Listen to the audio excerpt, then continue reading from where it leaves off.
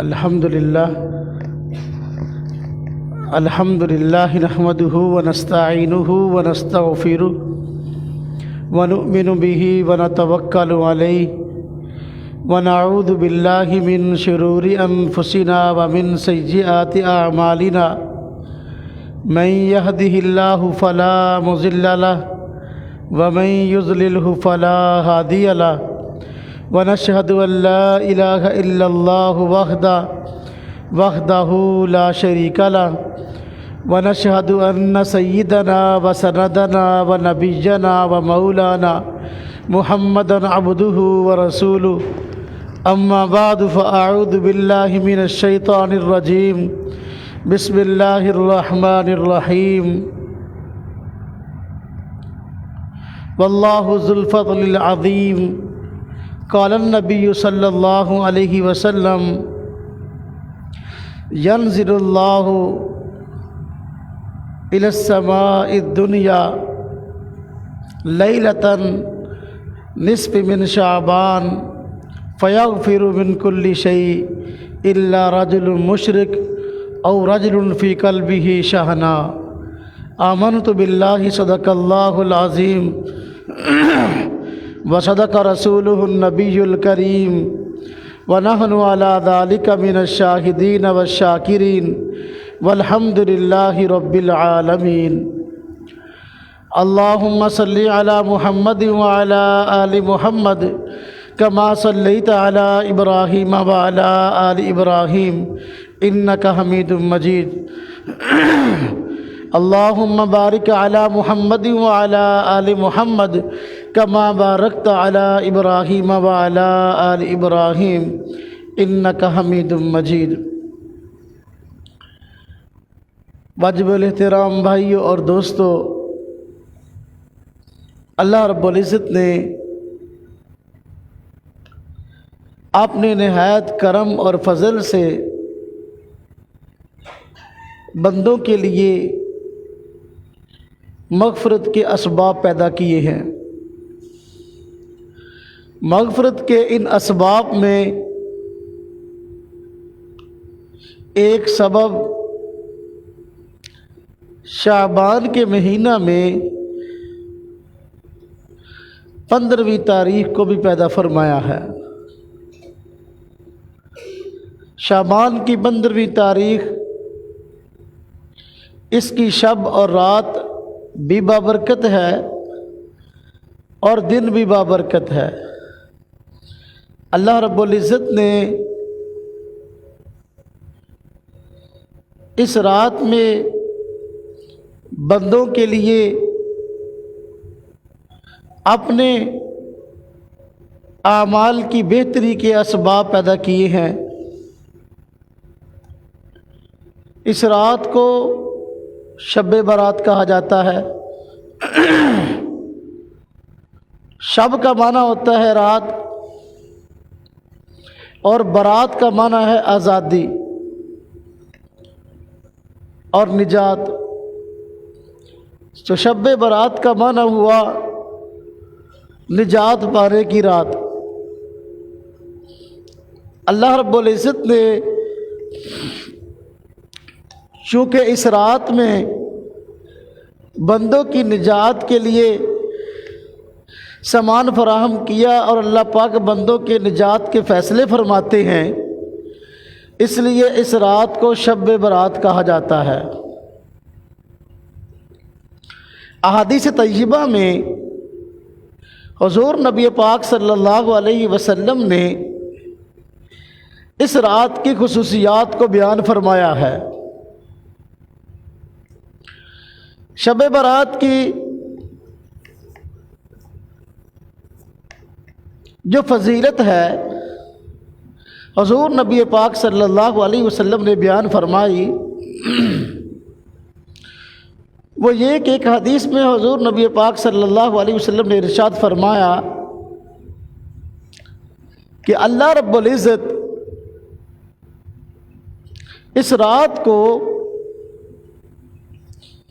ایک پکارنے والے اور ندا دینے والے کو مقرر کرتے ہیں جو اللہ رب العزت کی طرف سے ندا دیتا ہے اور آواز دیتا ہے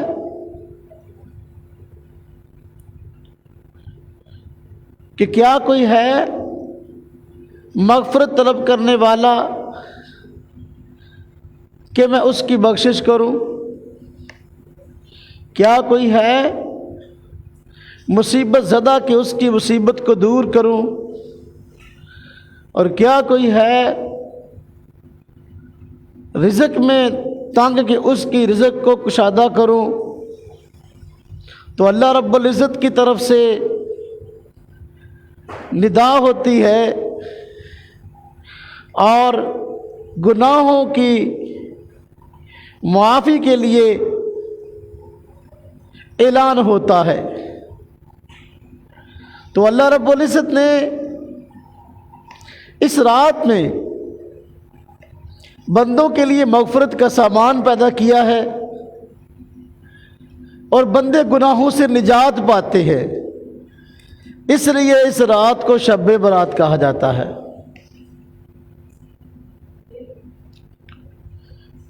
ایک حدیث مبارک میں حضور نبی پاک صلی اللہ علیہ وسلم نے ارشاد فرمایا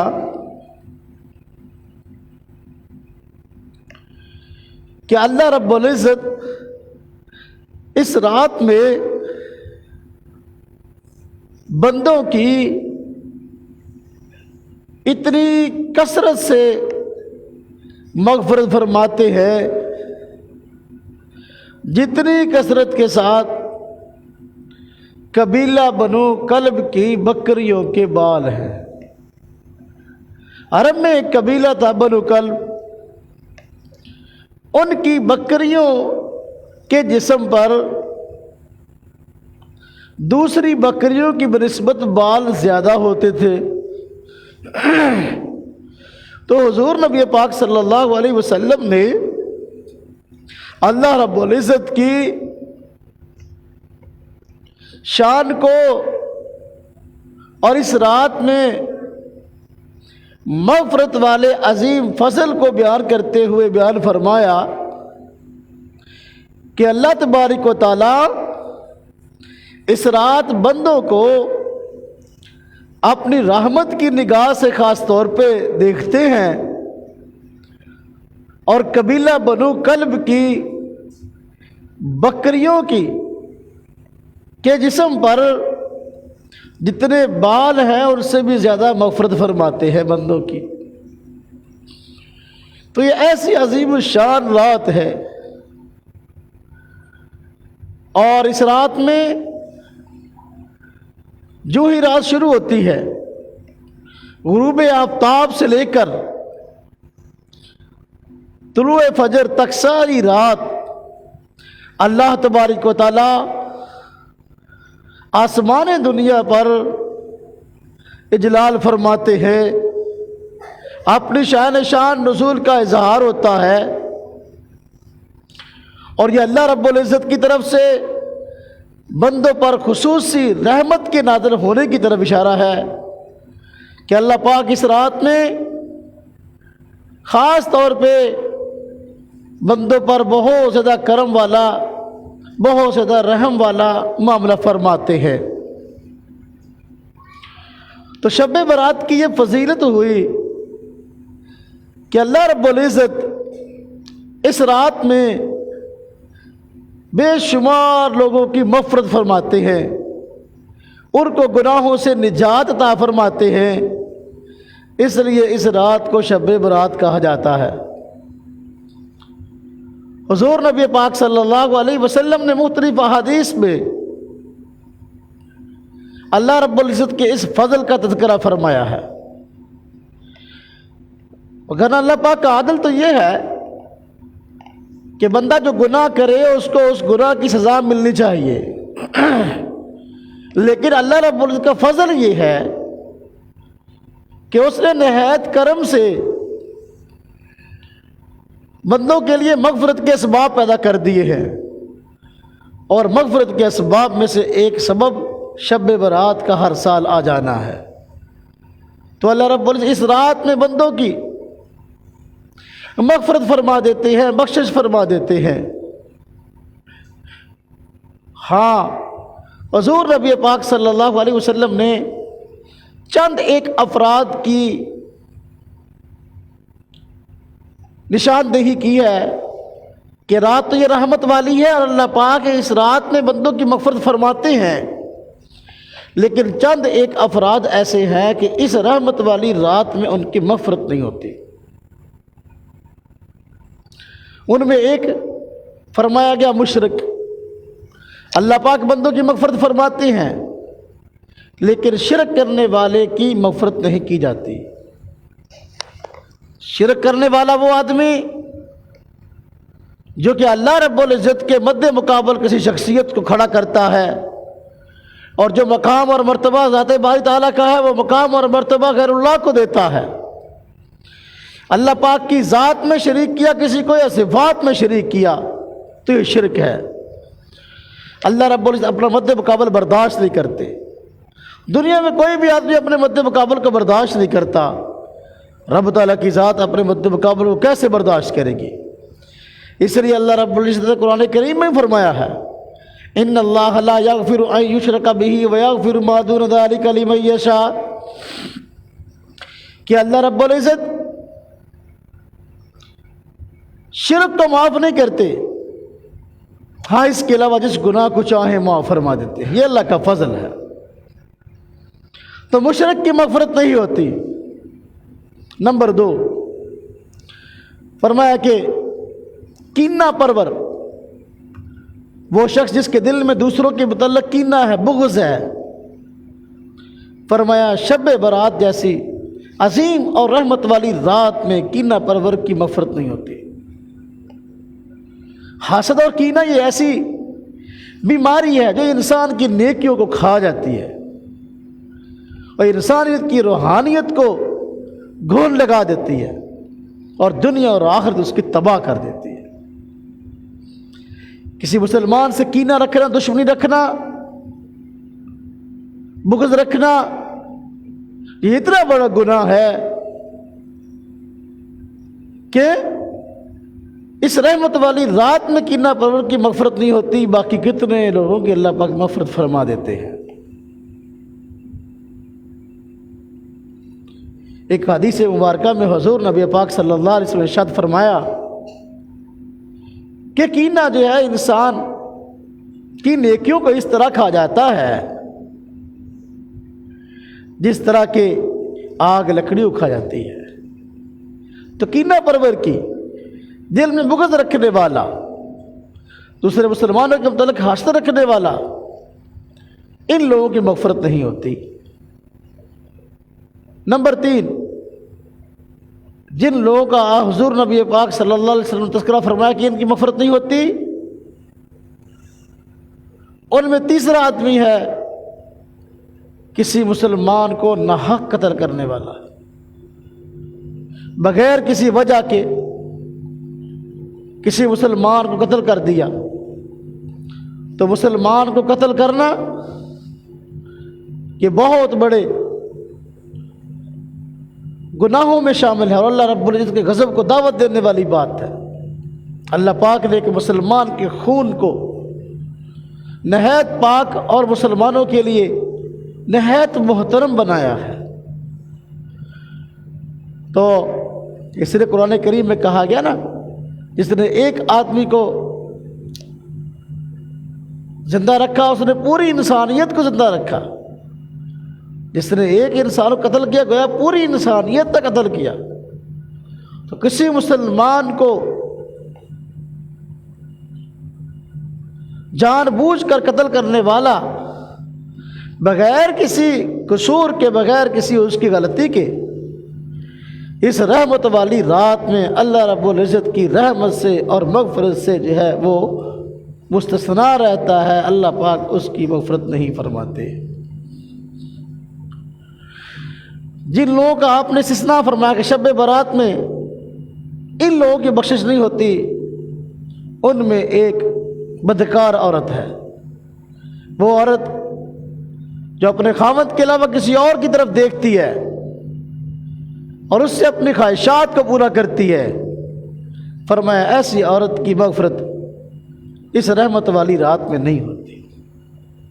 نمبر 5، آپ نے 5ویں نمبر پر جس فرد کا تذکرہ کیا فرمایا وہ ہے جو قطع رحمی کرنے والا ہے، دوسروں سے رشتہ داری توڑنے والا، دوسروں سے بائیکاٹ کرنے والا۔ جس طرح کہ آج کل اختلاف ہو جائے نا خاندانوں میں، گھروں میں، رشتہ داروں میں، تو بائیکاٹ کر دیتے ہیں کہ ہمارا تم سے کوئی تعلق نہیں، جینا مرنا ختم۔ جی فرمایا شب برات کی رات، شب برات جو ہے یہ رحمت والی رات، شب برات کے اندر اللہ رب العزت اس رحمت والی رات میں ایسے شخص کی مغفرت نہیں کرتے جو دوسروں سے رشتہ داریوں کو توڑتا ہے، دوسرے سے تعلقات کو توڑتا ہے۔ حضور نبی پاک صلی اللہ علیہ وسلم نے ارشاد فرمایا تم سے جو آدمی رشتہ داری کو توڑے تم اس سے رشتہ داری کو جوڑو۔ تو رشتہ داری کو توڑنا، ناتوں کو توڑنا یہ بہت بڑا گناہ ہے۔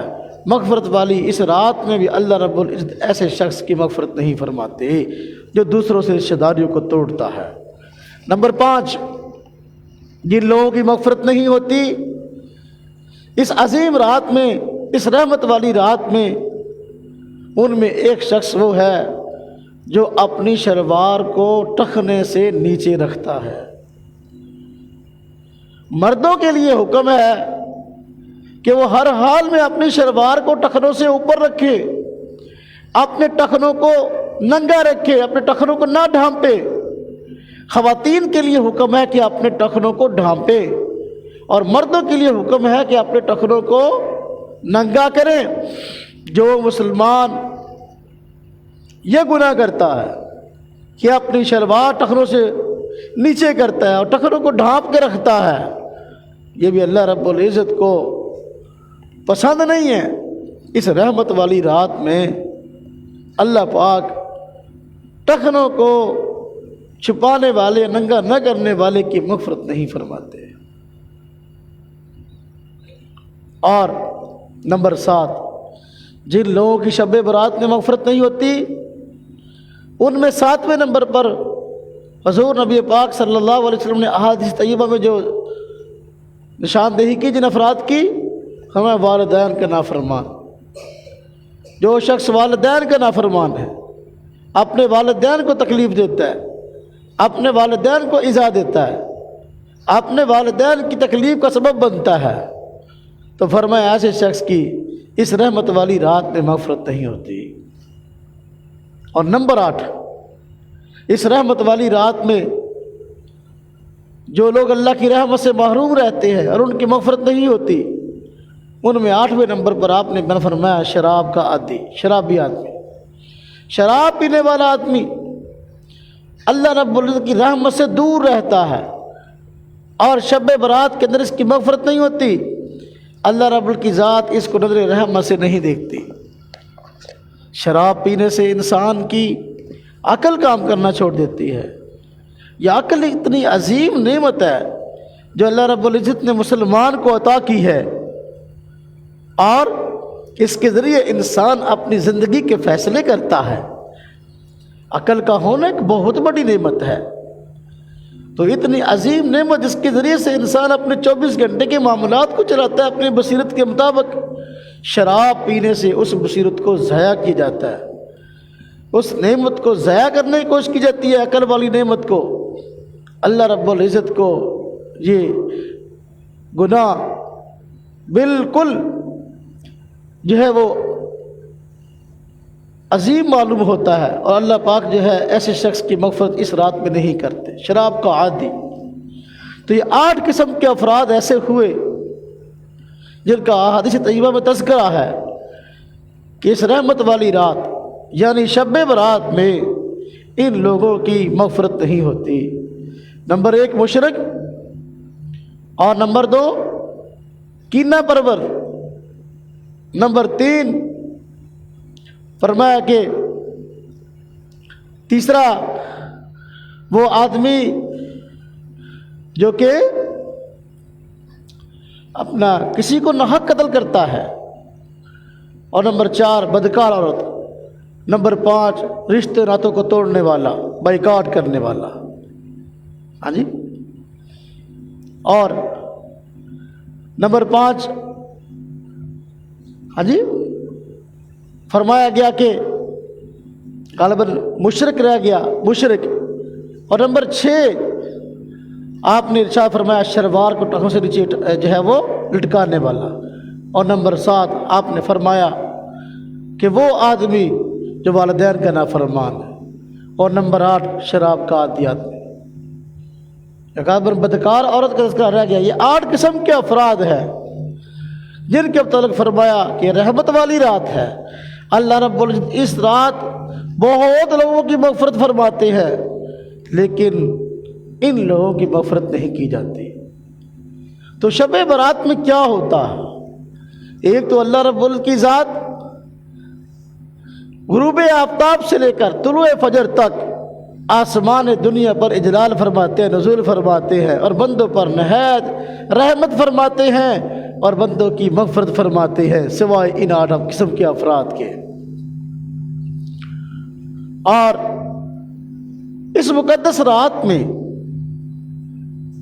اللہ رب العزت پورے سال میں جو لوگ اس دنیا میں آنے والے ہیں، ہاں جی، ان کی فہرست فرشتوں کو دیتے ہیں، اور جو لوگ اس دنیا سے جانے والے ہیں ان کی فہرست ملک الموت کو دی جاتی ہے. یعنی اگلا پورا سال شب برات کے بعد سے لے کر اگلے شب برات تک جتنے لوگ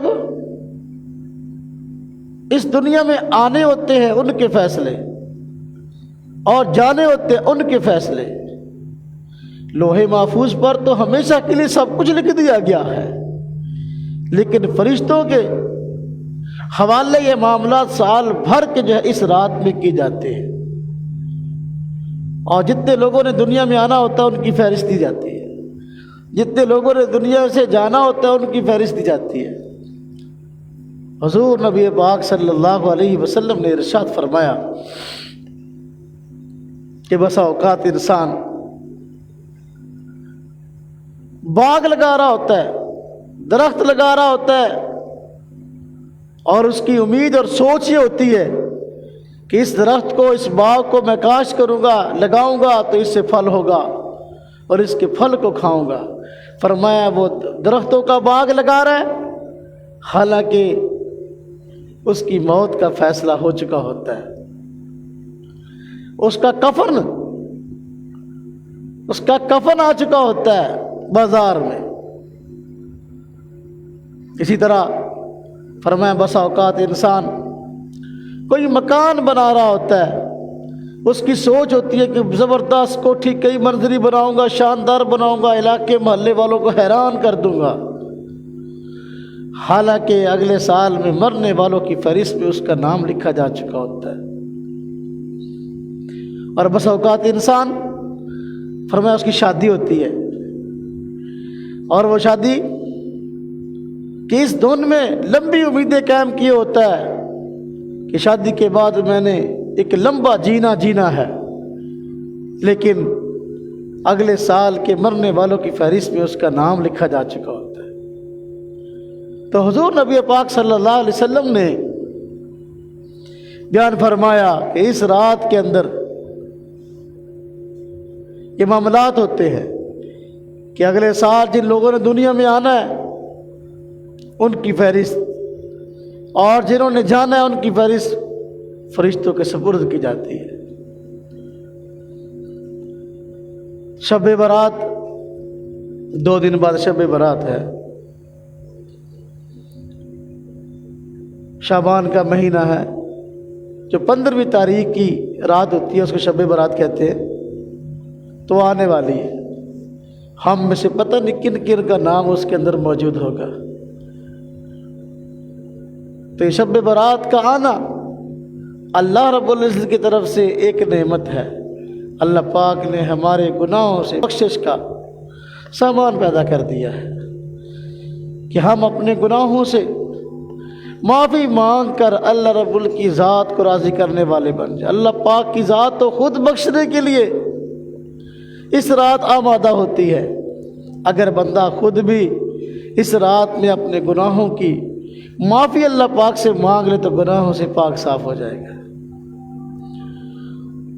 تو اس رات میں جو کام ہوتے ہیں وہ آپ حضرات کی خدمت میں عرض کیے گئے۔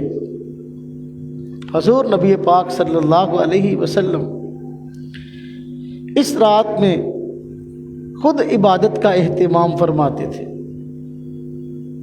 حضرت سیدہ عائشہ رضی اللہ تعالی عنہا سے روایت ہے کہ آپ فرماتی ہیں میں نے دیکھا ایک رات حضور نبی پاک صلی اللہ علیہ وسلم بستر پر موجود نہ تھے، تو میں دیکھنے کے لیے گئی کہ حضور کہاں گئے ہیں صلی اللہ علیہ وسلم۔ تو میں نے دیکھا جنت البقیع گئے اور وہاں بقیع والوں کے لیے دعائے مغفرت فرما رہے ہیں۔ ایک روایت میں آتا ہے کہ میں دیکھ کر جو ہے جلدی واپس آئی اور میں نے اپنے اوپر افسوس کیا کہ میں سمجھی شاید حضور نبی پاک صلی اللہ علیہ وسلم ازواج مطہرات میں سے کسی اور کے گھر گئے ہوں گے، جبکہ حضور نبی پاک صلی اللہ علیہ وسلم بقیع میں گئے اور وہاں مدفون مسلمانوں کے لیے دعائے مغفرت فرما رہے تھے۔ فرماتی ہے میں کہ دنیا داری کے معاملے میں تھی، حضور نبی پاک صلی اللہ علیہ وسلم آخرت کے معاملے میں سمجھ رہے تھے۔ فرماتی بھاگی ہوئی آئی، میرا سانس پھول رہا تھا، جب آدمی بھاگتا ہے نا تو سانس چڑھ جاتا ہے نا، سانس پھول رہا تھا۔ میں آ کے لیٹ گئی تو حضور نبی پاک صلی اللہ علیہ وسلم تشریف لائے۔ یہ دو طرح کی مختلف طرح کی روایات ہیں، میں ان کا مفہوم عرض کر رہا ہوں۔ تو دیکھا عائشہ رضی اللہ تعالیٰ عنہ سانس لے رہی ہیں، جس طرح آدمی تھکا ہوا بھاگا ہوا آدمی آتا ہے تو اس طرح۔ فرمایا کیا بات ہے؟ تو انہوں نے ساری بات سنا دی کہ میں تو یہ سمجھ رہی تھی آپ ازواج مطہرات میں سے کسی کے گھر میں گئے ہیں۔ تو آپ نے فرمایا جانتی ہو یہ کون سی رات ہے؟ حضرت عائشہ رضی اللہ تعالیٰ عنہ اس حدیث کی راویہ ہیں۔ تو فرماتی میں نے عرض کی یا رسول اللہ اس کے رسول سے جانتے ہیں۔ فرمایا یہ شعبان کی 15ویں رات ہے۔ اللہ رب العزت اس رات بندوں کو نہایت رحمت کی نگاہ سے دیکھتے ہیں اور آسمان دنیا پر جلال فرماتے ہیں اور بندوں کی مغفرت فرماتے ہیں۔ تو قبیلہ بنو کلب کی بکریوں کے جسم پر جتنے بال ہیں، ہاں جی، ان سے زیادہ بندوں کی مغفرت فرمانے کا تذکرہ کیا۔ حضور نبی پاک صلی اللہ علیہ وسلم کی روایت میں آتا ہے آپ نے حضرت عائشہ رضی اللہ تعالیٰ عنہ سے فرمایا کہ مجھے اجازت دو میں نماز پڑھنا چاہتا ہوں۔ آپ صلی اللہ علیہ وسلم نے نماز پڑھی۔ حضرت عائشہ رضی اللہ تعالیٰ فرماتی ہیں کہ نماز شروع کی، نماز میں اتنا سجدہ لمبا کیا کہ میں حیران ہو گئی، پریشان ہو گئی۔ اتنا لمبا سجدہ آپ نے کیا کہ مجھے خوف ہوا کہیں آپ کی وفات تو نہیں ہو گئی۔ تو میں نے آپ کے پاؤں کو ہاتھ لگایا، تلووں کو ہاتھ لگایا، چھوا، تو مجھے حرکت محسوس، جس طرح کی زندہ آدمی کی نسیں رگیں حرکت کر رہی ہوتی ہیں، تو مجھے حرکت محسوس ہوئی۔ خیر، تو حضور نبی پاک صلی اللہ علیہ وسلم نے سجدے میں خاص دعا بھی مانگی۔ اس طرح کی روایت میں آتا ہے آپ نے وہ دعا ذکر کی، فرمایا عائشہ اس کو پڑھا کرو، حضرت جبریل امین آئے تھے اور مجھے یہ دعا بتلا کے گئے ہیں کہ سجدوں میں اس کو پڑھا کرو۔ تو آپ صلی اللہ علیہ وسلم نے شب برات میں نماز ادا کی، جنت البقیع میں گئے، مسلمانوں کے لیے دعائیں مغفرت کی ہے۔ ہاں جی، تو حضور نبی پاک صلی اللہ علیہ وسلم کا یہ عمل ہے۔ اور ایک دوسری روایت میں حضور نبی پاک صلی اللہ علیہ وسلم نے حکم دیا ہے، آپ نے فرمایا کہ تم لوگ رات کو شب برات میں، فرمایا شب برات میں تم لوگ نماز پڑھا کرو، اور اس کے دن میں روزہ رکھا کرو۔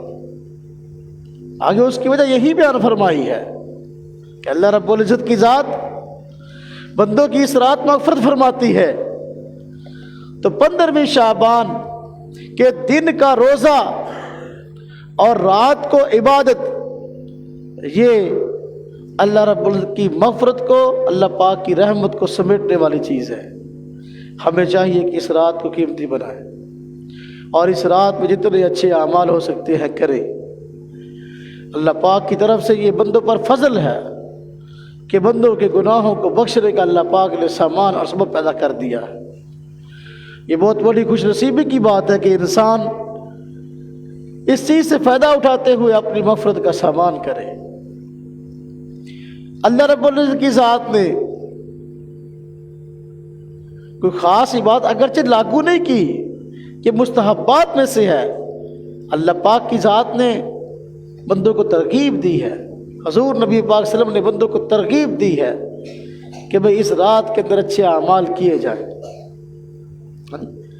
ایک حدیث میں آتا ہے، حضور نبی پاک صلی اللہ علیہ وسلم شاہ فرمایا، جو آدمی ان 5 راتوں کو زندہ رکھے اللہ رب العزت کی طرف سے اس کی مغفرت واجب ہو جاتی ہے۔ 5 راتوں کو زندہ رکھنے کا مطلب ان 5 راتوں میں جاگ کر اللہ کی عبادت کرنا۔ وہ ایک تو 8 ذی الحجہ کی رات، 9 ذی الحجہ کی رات، یعنی بڑی عید سے پہلے جو 2 دن ہیں، 8 ذی الحجہ کی رات، 9 ذی الحجہ کی رات اور عید الاضحیٰ کی رات، یعنی بڑی عید سے 1 دن پہلے، اور عید الفطر کی رات جسے وہ چاند رات کہتے ہیں، جو ساری رات گناہوں میں گزر جاتی ہے۔ صبح کو اگر چھوٹی عید ہے، عید الفطر ہے، تو وہ جو رات ہے جس رات اعلان ہوتا ہے بھی عید کا چاند نظر آ گیا ہے، تو لہذا اب روزے ختم، تو وہ جو چاند رات ہے اللہ کے ہاں اس کا بڑا مقام ہے۔ اور 5ویں رات یہی شب برات والی، یہ شب برات جسے کہا جاتا ہے، شب کا معنی بھی رات ہے، سمجھانے کے لیے میں کہتا ہوں رات، میں شب کا معنی خود رات ہے۔ تو یہ 5 راتیں آپ نے فرمایا جو آدمی ان 5 راتوں کو زندہ رکھے، ہاں جی، اس کے لیے مغفرت واجب ہو جاتی ہے، جنت واجب ہو جاتی ہے اس کے لیے۔ کون کون سی؟ 8 ذی الحجہ کی رات، 9 ذی الحجہ کی رات، عید الاضحیٰ کی رات، عید الفطر کی رات اور شب برات، یعنی یہ شعبان کی 15ویں جو رات ہے، 15ویں تاریخ کی رات۔ تو ان راتوں میں نیک اعمال کرنے کا حکم ہے، اس لیے بھی چاہیے کہ ہم اس رات کو کسی کام میں لگائیں۔ ہمارے ہاں معاشرے میں ان راتوں کے اندر بجائے نیک اعمال ہونے کے رسومات اور بدعات کا سلسلہ شروع ہو گیا ہے۔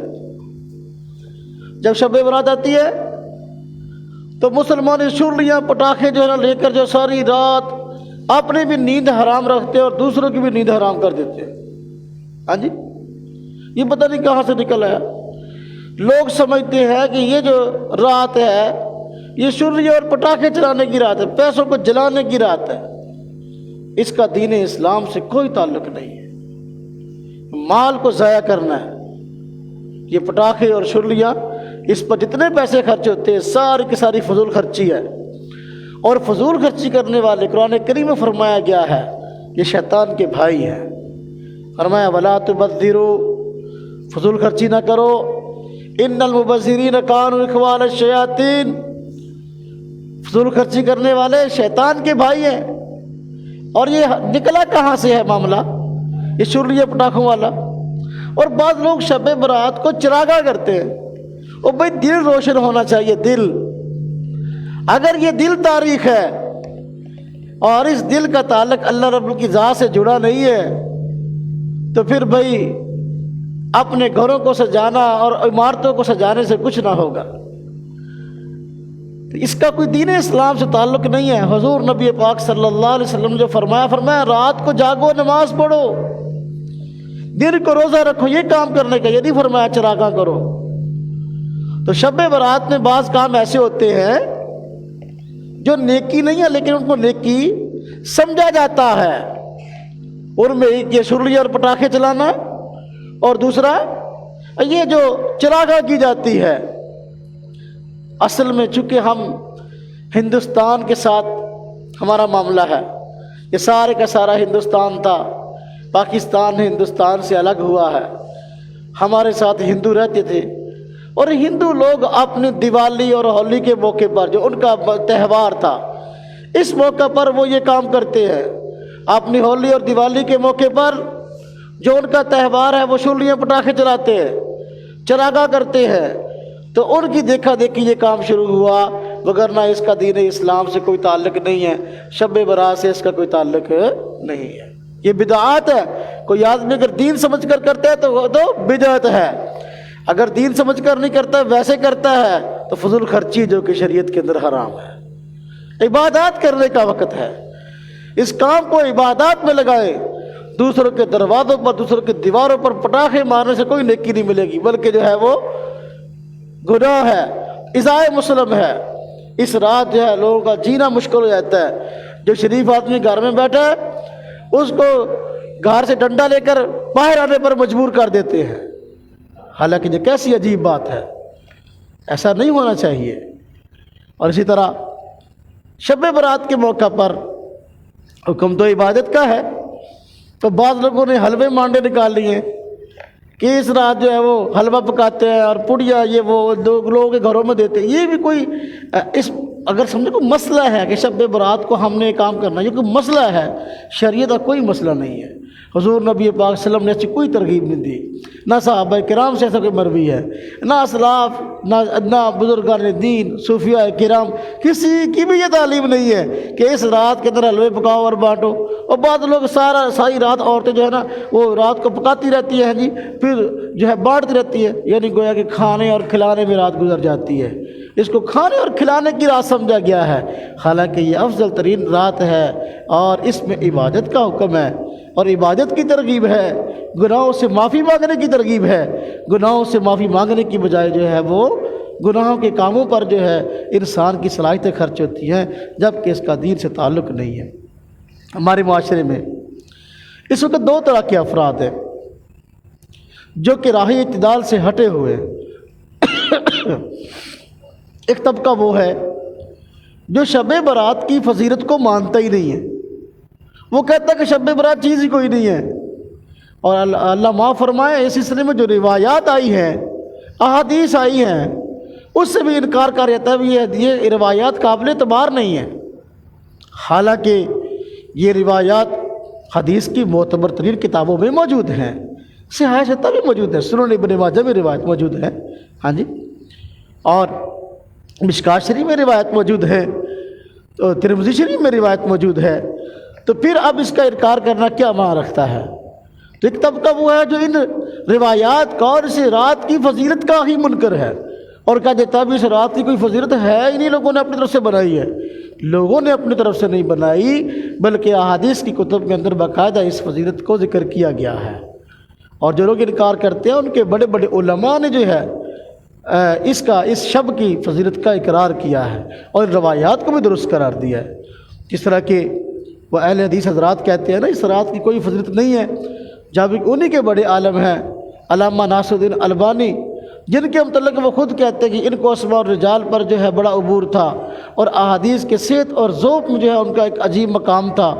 خود انہوں نے ایک کتاب سلسلہ احادیث صحیحہ کے نام سے مرتب کی ہے، اور سلسلہ احادیث صحیحہ کے اندر جو احادیث ذکر کی ہیں ان میں یہ احادیث بھی موجود ہیں جو شب برات کی فضیلت کے متعلق آئی ہے، اور انہوں نے ان احادیث کو درست قرار دیا ہے، قوی قرار دیا ہے، اور کہا ہے کہ یہ حدیث صحیح ہے۔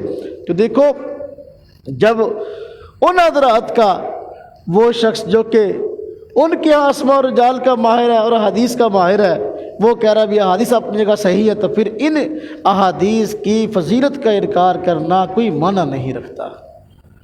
اسی طرح ایک اور بھی کتاب ابھی چھپی ہے جس کا نام جو ہے وہ فتاویٰ ہے، مقالات اور فتاویٰ، ان کے علامہ شمس الحق عظیم آبادی صاحب اہل حدیث عالم ہیں، انہوں نے بھی باقاعدہ جو ہے اپنے ان فتاویٰ کے اندر ایک مستقل جو ہے تحریر ذکر کی ہے شب برات کی فضیلت سے متعلق، اور اس کو معتبر قرار دیا ہے۔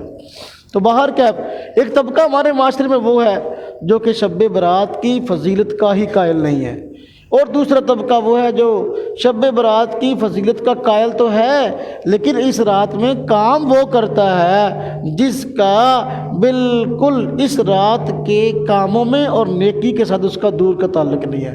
جس طرح کہ ساری رات شرلیہ پٹاخے چلانا، اب یہ جو پٹاخے چلانے والے لوگ ہاں جی ساری رات پیسوں کو جلاتے ہیں اور فضول خرچی کرتے ہیں، ان کا جو ہے وہ شریعت کے اس معاملے سے تعلق نہیں ہے۔ اب شب برات کی فضیلت کو ماننے کے باوجود ساری رات ان فضول چیزوں میں اور خوش گپیوں میں گزر جائے، اس رات میں عبادت نہ کی جائے یا اگلے دن کا روزہ نہ رکھا جائے، تو یہ بڑی محرومی کی بات ہے۔ اس لیے ہمیں چاہیے کہ ہم راہ اعتدال پہ رکھتے ہوئے اور راہ اعتدال پر رہتے ہوئے شریعت کے احکامات کو دیکھیں اور ان کو تسلیم کریں اور ان کو مانیں۔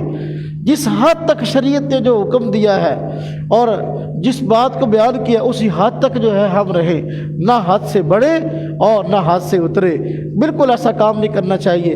شب برات، شب کا معنی ہی رات ہے اور برات کا معنی آزادی کی رات۔ اللہ رب العزت اس رات جو ہے بندوں کو گناہوں سے نجات عطا کرتے ہیں، اس لیے اس رات کو شب برات کہا جاتا ہے۔ اس رات کے اندر جاگنا، بعض لوگ پوچھتے ہیں کیا کیا جائے، تو بھائی کوئی بھی نیک کام کرو آپ کر سکتے ہو۔ اس طرح کے بعض علماء نے فرمایا ہے کہ اس رات میں آپ قرآن کریم کی تلاوت کرو، قرآن کریم کی تلاوت کے ساتھ جتنے نوافل ہو سکتے ہیں وہ پڑھو، اور اسی طرح درود شریف پڑھو، جتنی تسبیحات کر سکتے ہو کرو، گناہوں سے استغفار کے لیے استغفار کی تسبیحات پڑھو، یہ سارے کام کیے سکتے ہیں۔ تو کوئی بھی کام ان میں کرو، دن کے وقت روزہ رکھو، روزہ اللہ پاک کی ذات کو بڑا پسند ہے، تو یہ اعمال ہے کرنے کے، اور یہ جو فضول کام ہے شرلیہ پٹاخوں والے، اس کا شریعت سے کوئی تعلق نہیں ہے۔ اور جو رات گناہوں سے بچنے کی ہے لوگ اس کو گناہوں میں خرچ کر دیتے ہیں، یہ بڑی عجیب بات ہے۔ رات کو جاگنے کا جو حکم ہے، شب برات کو جاگنا ہے، تو یہ کوئی ضروری نہیں کہ آدمی ساری رات ہی جاگے۔ جو آدمی ساری رات جاگ سکتا ہو ساری رات جاگ لے، تو زیادہ